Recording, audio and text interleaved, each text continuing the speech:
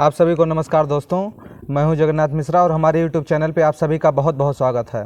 दोस्तों, आज हमारे साथ में भारतीय जनता पार्टी के तेज तर्रार नेता श्रीमान रमाकांत पांडे जी जुड़े हुए हैं, जो कि आज हम आपके जीवन के बारे में जानने की कोशिश करेंगे कि जब आप बचपन से युवा अवस्था में आए, पढ़ाई कर रहे थे, विद्यार्थी जीवन आपका कैसा रहा, राजनीति में कैसे आपका आगमन हुआ, राजनीतिक संघर्ष बहुत सारे आपने झेले, इस बीच में कितना आपके ऊपर क्या क्या आया, कितने संघर्ष आप झेलते गए, किस तरीके से आपने राजनीति को बदलते हुए रंग को देखा है, पहले कैसे था, आज के टाइम में कैसे है, इस ग्लैमर भरी दुनिया में तमाम सारी बातों को हम जानने की कोशिश करेंगे।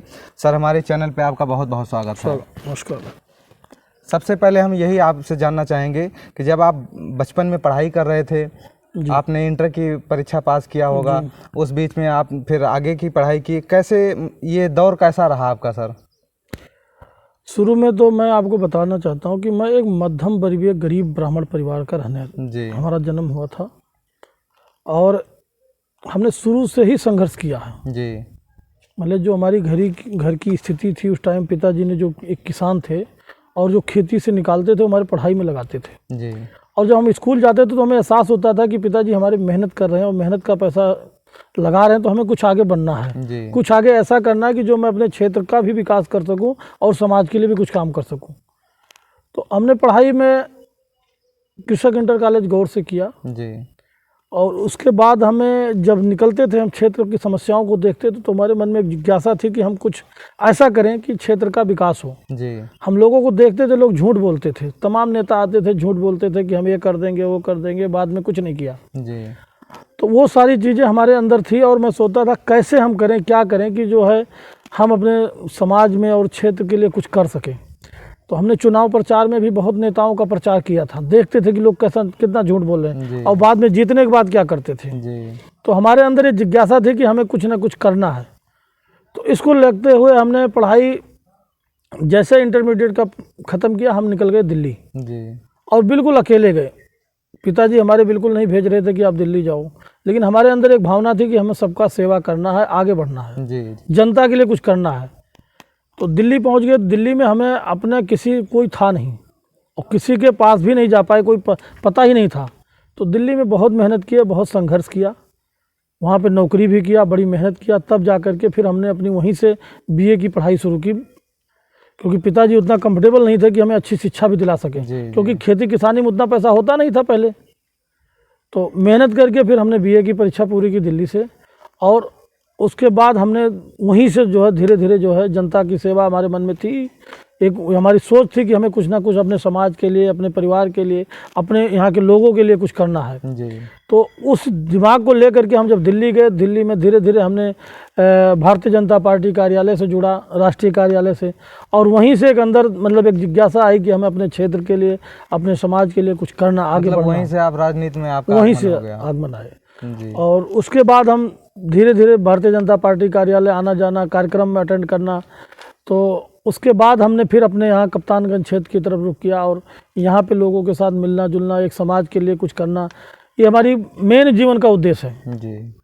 सर, समाज के लिए आपका कुछ करना या मिलना जुलना, ये आपका उद्देश्य है जी। लेकिन इस बीच से आज तक सर जी, उसके पहले राम प्रसाद चौधरी जी विधायक हुए, अंबिका सिंह जी विधायक हुए, चौधरी जी मंत्री रहे कई बार जी। आज के टाइम में चंद्र प्रकाश शुक्ला जी विधायक हैं जी। यहाँ भी क्षेत्रीय विधायक की मांग चल रही है, लेकिन आप इसको नहीं बदल सके सर। मैं यही चीज़ कहना चाह रहा हूँ, हमारे जनता, जो क्षेत्र की जनता है, वो चाह रही है कि क्षेत्रीय विधायक कोई आए जी। अभी तक जो लोग आए, अभी तक जो कप्तानगंज के लोगों को मिला वो बाहरी मिला जी। और बाहरी की वजह से कप्तानगंज क्षेत्र का विकास नहीं हो पाया। यहाँ के लोग क्यों नहीं स्टैंड कर सके, इस बातों को आपने कभी महसूस किया सर?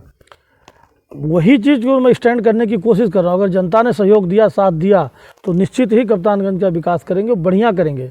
ये जनता खुद कहेगी हाँ, इन्होंने इस चीज़ को कहा है, किया है जी। जो कहा था उसको किया, करके दिखाया जी। हमारा ये कहना है कि हम कहने से कुछ नहीं, हम करके दिखाना चाहते हैं जी। एक ही उद्देश्य। राजनीति करते हो सर, कितना टाइम आपने दिया है इसमें? हमने स्कूल में जब शिक्षा ग्रहण कर तभी से हमारे मन में चल रहा था कि हम कुछ ऐसा करें। जी। तो हमने आपको एक बात बताया कि जन सेवा के माध्यम, मतलब राजनीति में हम जन सेवा के लिए आए हैं जी। राजनीति करना हमारा कोई बहुत बड़ा उद्देश्य नहीं है, हमें लोगों की सेवा करना उद्देश्य है। तो एक राजनीति को माध्यम बना करके लोगों के पास सेवा करना चाह रहा हूँ, और निश्चित ही अगर जनता ने साथ दिया, सहयोग किया हमारा, तो हम करेंगे। सर, विद्यार्थी जीवन से आज तक आप संघर्ष कर रहे हैं राजनीति, कितना आपने परिस्थितियों को सामना किया है, देखा है अभी तक? हमने एक गरीबी देखा है, गरीबी होती कैसे है जी। हमारे किसान भाई या क्षेत्र की समस्याएं जो होती, लोग गरीबी कैसे देखते हैं, हम उसको झेला हूँ, उस गरीबी को मैं खुद देखा हूँ, इसलिए मैं उनकी सभी समस्याओं को समझ रहा हूँ कि कितने लोग, क्या हर आदमी की समस्याएं होती है। जो आदमी शुरू में गरीबी देखता है, जो खुद झेलता है, वो समस्याओं को समझता है जी। और उस चीज़ से मैं निकला हूँ, तो मैं उस चीज़ को समझ रहा हूँ। मैं चाहता हूँ सबकी समस्याओं को ख़त्म करना चाहता हूँ, और मेरे जीवन का एक उद्देश्य है कि कप्तानगंज की समस्या, अपने क्षेत्र की समस्या जो भी है, उसको हम निश्चित ही ख़त्म करेंगे। लेकिन सर, समस्याओं को आप जानते हैं, ये बड़ी दुखद स्थिति है जब लोग कुछ बन जाते हैं फिर पहचानना बंद कर देते हैं। इसको कभी आपने फील किया कि ऐसा नहीं होना चाहिए? मेरा एक उद्देश्य है, जीवन में ना कुछ लेके आए हैं ना कुछ लेके जाएंगे। अभी तक जो लोग मिले हैं उनका क्या उद्देश्य हो मैं नहीं जानता हूँ, लेकिन मेरा उद्देश्य है, जीवन में ना कुछ लेके आए हैं ना लेके जाएंगे, जो काम करेंगे वही हमारे साथ जाएगा। हम चाहते हैं अच्छा काम करना है, अच्छा विकास करना है, और यही हमारे साथ जाएगा। और निश्चित तौर पे मैं एक बार अगर मौका मिला तो जनता हमें पूरा जीवन में याद करेगी कि कोई ऐसा आदमी आया था जो क्षेत्र का विकास किया, काम किया, और सबके दुख सुख में हम हमेशा रहने वाले हैं। जी। सर, बहुत पहले से आप राजनीति कर रहे हैं, बहुत पहले की राजनीति को भी आपने देखा है, और आज की इस ग्लैमर भरी दुनिया में बड़े बड़े लोगों को, बड़े बड़े पैसे वालों को आपने भी आज के टाइम में इस बदलती हुई राजनीति को देखा है। इसको सर कितना आप? नहीं, जो लोग बदल रहे हैं उस चीज़ को मैं खुद देख रहा हूँ जी, लेकिन मैं उस तरीके का नहीं हूँ। मेरा एक उद्देश्य है जन सेवा बस जी, और कुछ नहीं है। मैंने आपको बताया, लोगों की चाहत होती है कि हम बहुत, मतलब बड़ी बड़ी गाड़ियां चलें या कुछ चलें, जो भी है, हम कहते हैं हमारा इस दुनिया में है क्या? हमारा कुछ नहीं है, जो है उस ऊपर वाले का है, वो जनता का है। जनता के पैसों से लोग करते हैं, तो क्यों ना जनता में लगाएं उसको। तो हमारा तो उद्देश्य है कि जीवन में अगर हम कमाएंगे, जितना कमाएंगे उसका 10% जनता में लगाते हैं, और ये बना लिया उद्देश्य, लगा रहे हैं, कर रहे हैं। आज के बहुत सारे युवा बच्चे हैं, अपने लक्ष्य से भटक जाते हैं, फ़ोन में ज़्यादा बिजी रहते हैं, इस तरीके की भी परिस्थिति आप देख रहे हैं? देखिए, मैं युवाओं को निवेदन यही करूँगा कि ये समाज जो है, अब जो सारी चीज़ें आ रही हैं, ये जो हमारे युवा हैं उनको ऐसी ऐसी चीज़ें आ रही हैं, वो बेचारे बहल जा रहे हैं जी। उनको एक अपना माध्यम बनाना होगा, पढ़ाई का या जो भी है, अपने जीवन का एक विजन बनाना पड़ेगा कि हमें इस तरीके से चलना है। मोबाइल ठीक है, सबको ज़रूरी है मोबाइल, हर एक संचार मोबाइल तो कोई ना कोई चलाएगा, लेकिन मोबाइल के माध्यम उनको अच्छी चीज़ें करना है जी। उसको अच्छी चीज़ के लिए उपयोग, मोबाइल क्या कोई ये थोड़ी है कि आप उससे गलत ही, उसको अच्छे जगह पे उपयोग किया जा सकता है, अच्छे काम के लिए उपयोग किया। तो हम यही युवाओं से कहेंगे कि वो लोग अपने भविष्य को देखें और आगे जो काम करें सही का रास्ता पकड़ें तो सही रहेगा जी। दोस्तों, अभी तक आप सभी भाजपा नेता श्रीमान रमाकांत पांडे जी को आप सभी सुन रहे थे, जो कि मैंने उनके राजनीतिक संघर्ष, विद्यार्थी जीवन से अभी तक के बीच में कितना संघर्ष आया, कितना उन्होंने बदलती हुई राजनीति को फेस किया है, युवाओं की बातों को लेकर मैंने तमाम सारे प्रश्न किए। अब आप सभी इस मोटिवेशनल विचार को ज़्यादा से ज़्यादा सुनिए और अपने जीवन में उतारिए। किस तरीके से नेताजी ने बताया कि हम संघर्ष किए, दिल्ली गए, वहाँ से राजनीति में आगमन हुआ, क्षेत्र की समस्याओं को उन्होंने फेस किया, बदलने की कोशिश किए, लगातार वो क्षेत्र में डटे रहे, बिना किसी पद के लोगों की समस्याओं का निराकरण कर रहे हैं, सबके सुख दुख में पहुँच रहे हैं। सभी के साथ में किसी की कोई समस्या हो, लोग यह बहाना लगाते हैं कि अभी हम विधायक नहीं हैं, सांसद नहीं हैं या कुछ नहीं है, तो हम क्यों लोगों की समस्याओं को सुने, क्यों किसी के पास जाएं, किसी के दरवाजे पर हम क्यों जाएं। लेकिन माननीय नेताजी का आप सभी ने विचार सुना कि किस तरीके से वो बिना किसी पद पर रहते हुए लोगों के बीच में निरंतर जा रहे हैं और समस्याओं को सुन रहे हैं।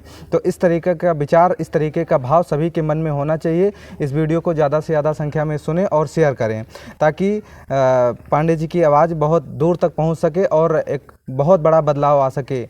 सर, आज हमारे साथ आप जुड़े और इतना सब कुछ आपने, इतना अच्छा विचार बताया, इसके लिए आपको बहुत बहुत धन्यवाद। नमस्कार।